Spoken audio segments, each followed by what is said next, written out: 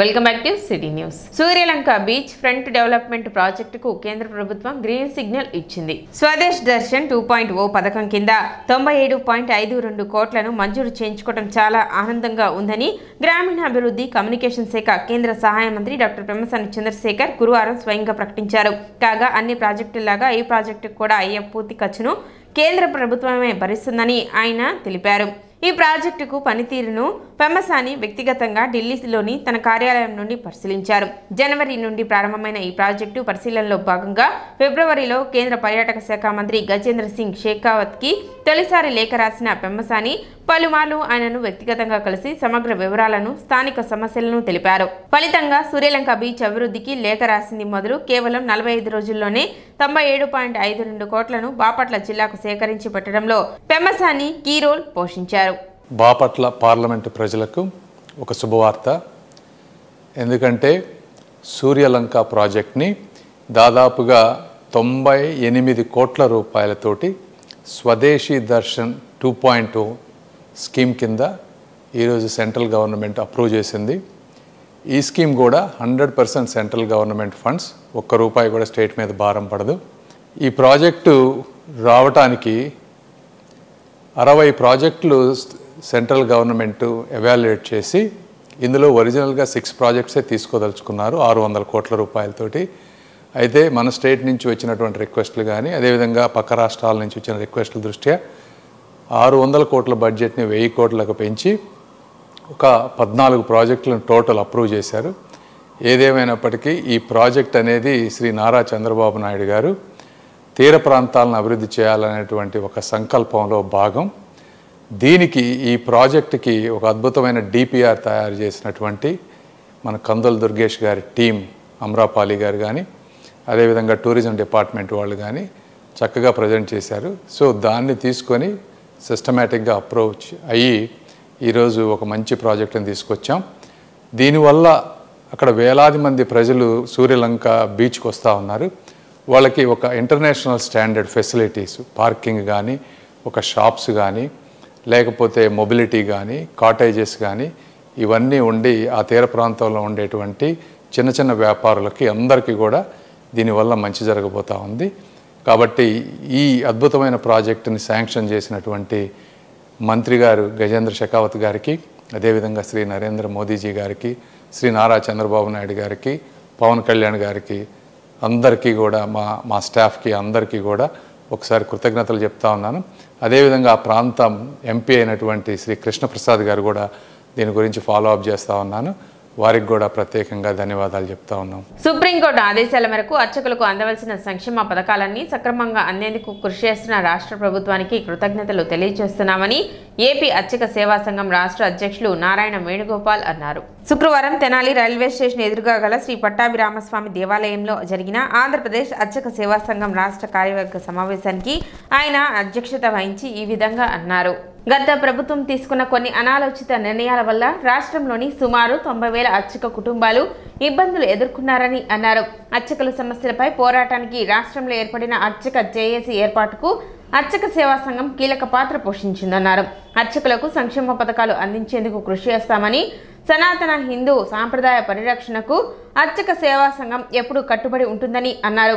రాష్ట్ర ప్రధాన కార్యదర్శి జంధ్యాల వెంకట రామలింగేశ్వర శాస్త్రి మాట్లాడుతూ కొంతమంది వ్యక్తుల స్వార్థం కోసం గత 5 సంవత్సరాలుగా అర్చకుల భవిష్యత్తుని కాలరాశారని అన్నారు.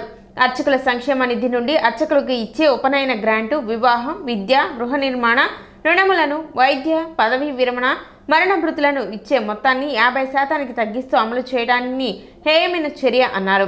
50% తగ్గించిన సంక్షేమ పథకాలన్నీ 100% పునరుద్ధరించవలసిందిగా దేవాదాయ శాఖ మంత్రి ఆనంద్ రామనారాయణ రెడ్డి కమిషనర్ చంద్రమోహన్ను కలిసి చర్చించగా సంక్షేమ పథకాలన్నీ యథావిధిగా అమలు పరిచేందుకు చర్యలు చేపడతామని తెలియజేశారన్నారు. కూటమి ప్రభుత్వం వచ్చిన తర్వాత ఎన్నికల హామీ ప్రకారం అర్చకుల కనీస వేతనం 15,000 రూపాయలు, ధూపదీప నైవేద్య పథకానికి 10,000 రూపాయలు, వేద పండితుల నిరుద్యోగ భృతికి 3,000 రూపాయలు జీవో ఇస్తూ వెంటనే అమలు చేయడంపై అర్చకులు సంతోషాన్ని వ్యక్తం చేస్తున్నారన్నారు.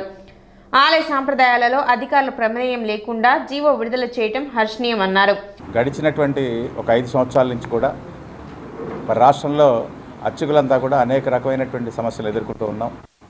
ఈ సమస్యల కోసం, ఈ పరిష్కారం కోసం చివరికి మనం హైకోర్టు వరకు కూడా వెళ్ళవలసినటువంటి పరిస్థితులు అయితే వచ్చినాయి.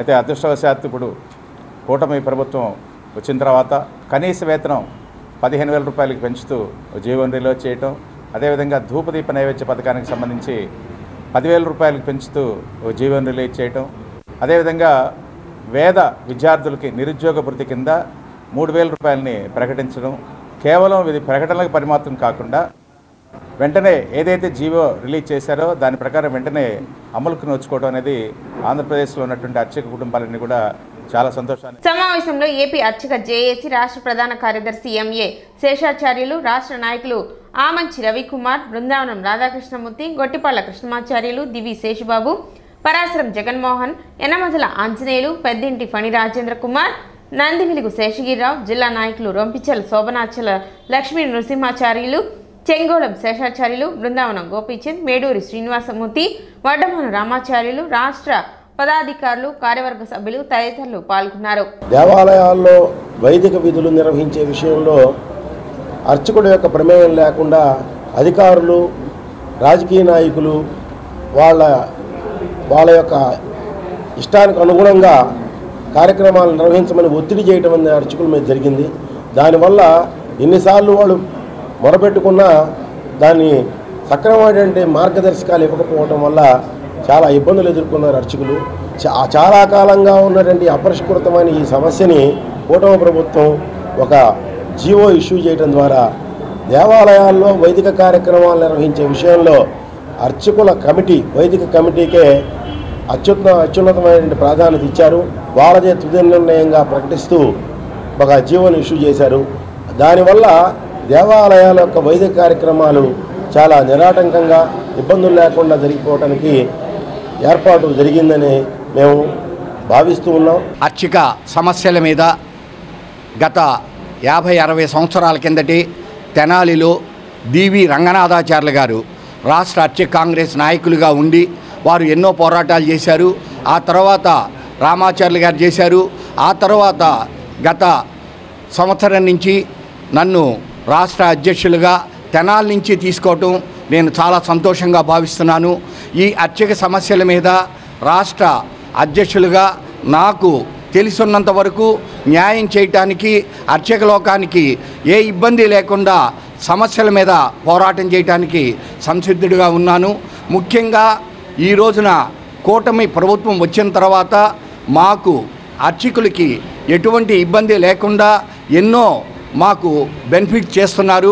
వాణిజ్య బ్యాంకుల కంటే మెరుగైన వడ్డీ అందిస్తూ అన్ని రకాల ప్రజలకు ఆకర్షణీయమైన డిపాజిట్లను అందిస్తున్న bank the Eluri cooperative urban bank అని శేషకుమార్ అన్నారు. స్థానిక కొత్తపేటలోని ఏలూరి కోఆపరేటివ్ అర్బన్ బ్యాంకులో జరిగిన ఖాతాదారుల సమావేశాన్ని ఆ బ్యాంకు శాఖాధికారి శేషకుమార్ ప్రారంభించి ప్రసంగించారు. శేషకుమార్ తన ప్రసంగాన్ని కొనసాగిస్తూ ప్రతి ఖాతాదారుని వ్యక్తిగత సేవను అందించడంలో బ్యాంకు ముందు వరుసలో ఉంటుందని, ఖాతాదారుల సంతృప్తి మా లక్ష్యం, ధ్యేయమని పునరుద్ఘాటించారు. బ్యాంకు అధికారి రవిమోహన్ మాట్లాడుతూ రుణాల మంజూరులో సరళమైన విధానాలు కలిగి ఉన్నామని, ఉదయం 10 గంటల నుండి భోజన విరామ సమయం పోను సాయంత్రం 5:45 వరకు లావాదేవీలు జరిగే ఏకైక బ్యాంక్ ఏలూరి బ్యాంక్ అని, 3 దశాబ్దాలుగా ఖాతాదారుల మన్ననలు పొందుతూ గత ఏడాది తెనాలి శాఖను ప్రారంభించామని, ఈ శాఖ అభివృద్ధికి తోడ్పడాలని కోరారు. బ్యాంకు ఖాతాదారులు పెద్ద ఎత్తున పాల్గొన్న ఈ సమావేశానికి బ్యాంకు క్యాషియర్ కొంగర దుర్గా పవాని స్వాగతం పలకగా, ఏలూరి బ్యాంకు ఉద్యోగిని మాలిని వందన సమర్పణ చేశారు. ఏలూరి కోఆపరేటివ్ బ్యాంక్ ఖాతాదారుల సమావేశం తెనాలిలో ఏర్పాటు చేయడం జరిగింది. ఈ శాఖ కిందటి సంవత్సరం ఏప్రిల్ 22వ తారీఖున ఓపెన్ చేయడం జరిగింది. ప్రస్తుతం 5 కోట్ల రూపాయల బిజినెస్ తోటి రన్ చేస్తున్నాము. బ్యాంకు సమావేశానికి ఇచ్చేసిన ఖాతాదారులు అందరూ సజెషన్స్ కొన్ని ఇచ్చారు, అవి తప్పకుండా ఫాలో అవుతాము. కానీ ఈ బ్యాంకు అభివృద్ధికి తోడ్పడడానికి మేము రిక్వెస్ట్ చేయడం జరిగింది. ఈ టైమింగ్స్ మెయిన్ ఏంటంటే 10 o'clock branch, up to 2 o'clock, 3 o'clock వరకు లంచ్ అవరు, 3 to 5:45 ఉందండి. మిగతా బ్యాంక్స్ 4 o'clock క్లోజ్ చేస్తారు. సో 5:45 వరకు క్యాష్ అవర్స్ ఉన్నది కాబట్టి ఆ సదుపాయాన్ని కూడా ఉపయోగించుకోవడానికి వీలు చేసుకుని మీరు తప్పకుండా బ్యాంక్లో అకౌంట్స్ పెట్టి, అలానే కస్టమర్స్ ఒకరికొకళ్ళు చెప్పి వాళ్ళ పరిచయస్తుల్ని తీసుకుని పరిచయం చేస్తే మాకు మా బ్యాంకులో ఉన్న స్కీమ్స్ అన్నీ ఎక్స్ప్లెయిన్ చేసి వారితో అకౌంట్స్ ఓపెన్ చేయించి డోర్ స్టెప్ మేము సర్వీస్ కూడా ఇవ్వడానికి ముందుంటాము. ప్రముఖ రంగస్థల కళాకారులు దీపాల సుబ్రహ్మణ్యం హఠాత్ మరణం చెందారు. తెనాలి పట్టణానికి చెందిన ప్రముఖ రంగస్థల కళాకారులు హార్మోనిస్ట్ తిరుపతమ్మ నాటకంతో తెనాలికి తొలి నంది అవార్డు, ఉత్తమ సంగీతం అవార్డులను అందుకున్న పలు భక్తిరస నాటకాలు ప్రేక్షకులకు పరిచయం చేసిన గొప్ప కళాకారులు తెనాలి పట్టణ రంగస్థల కళాకారుల సంఘ కోశాధికారి దీపాల సుబ్రహ్మణ్యం మృతి చెందారు. అనారోగ్యానికి గురైన ఆయన గుంటూరు ఆసుపత్రిలో చికిత్స పొందుతూ గురువారం మధ్యాహ్నం హఠాన్మరణం చెందినట్లు కుటుంబ సభ్యులు తెలిపారు. అంత్యక్రియలు తెనాలి బీసీ కాలనీలోని కళాకారుల సంఘ భవనం నందు శుక్రవారం ఉదయం నిర్వహించనున్నట్లు తెలిపారు. పలువురు కళాకారులు, పట్టణ ప్రముఖులు సుబ్రహ్మణ్యం భౌతిక కాయాన్ని సందర్శించి నివాళులు అర్పించారు.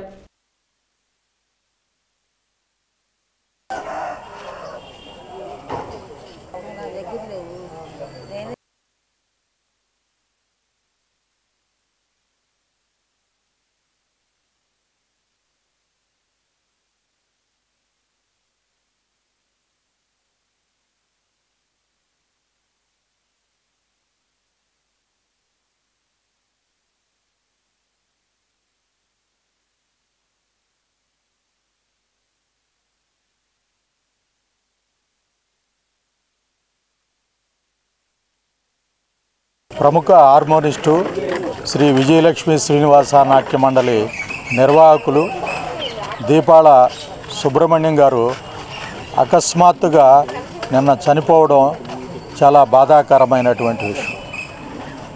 రంగస్థలం అంటే ప్రాణం పోసుకునేటువంటి సుబ్రహ్మణ్యం గారు వేదిక మీద చీరాల దగ్గర ఉన్నటువంటి వేటపాలెం సమీపంలో ఒక నాటక ప్రదర్శన జరుగుతూ ఉన్న సమయంలోనే హార్మోనియం వాయించుతూనే వేదిక మీద ముందుకు పడిపోయి అనారోగ్యానికి గురి కావటం, ఆ తదుపరి చనిపోవటం అనేటువంటిది చాలా బాధాకరమైన విషయం.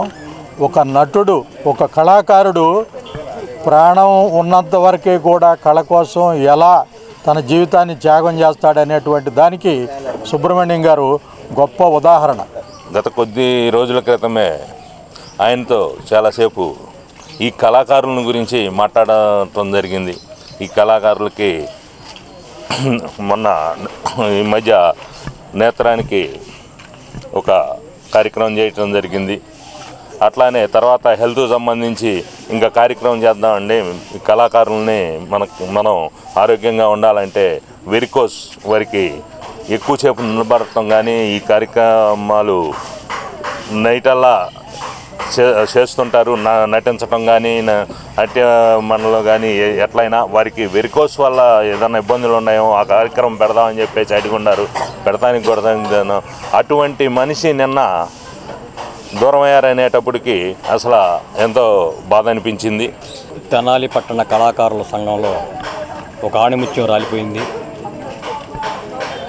కళలకు కాణాచి అయినటువంటి తెనాలిలో కళాకారులందరినీ, ఎంతోమంది కళాకారులని తన హార్మోనిస్ట్ ద్వారా పరిచయం చేసి ఈ కళలకు తన జీవితాన్ని అంకితం చేసినటువంటి దీపాల సుబ్రహ్మణ్యం గారు నిజంగా అకస్మాత్తుగా మృతి చెందటం ఎంతో బాధాకరమైన విషయం.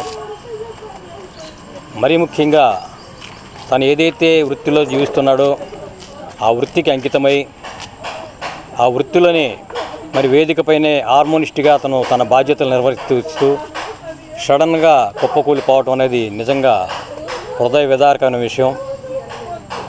మరి ఇటువంటి విషయాన్ని జీర్ణించుకోవడం కష్టమైనప్పటికీ మరి ఆ భగవంతుడు తనని పుణ్యలోకాలకే తీసుకెళ్ళి ఉంటాడని భావిస్తూ ఉన్నాం.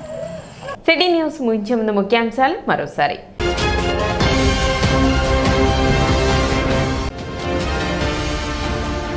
తెనాలి మార్కెట్ యార్డ్ ప్రాంగణంలో జరగనున్న ఎడ్లబల ప్రదర్శన పోటీలను జయప్రదం చేయాలని పిలుపునిచ్చిన టీడీపీ నేతలు.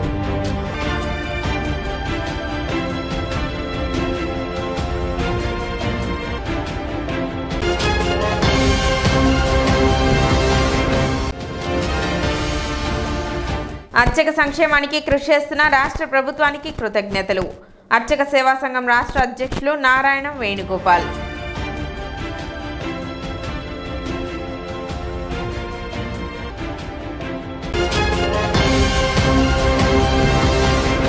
సిటీ న్యూస్ ఇంతటితో సమాప్తం. నమస్కారం.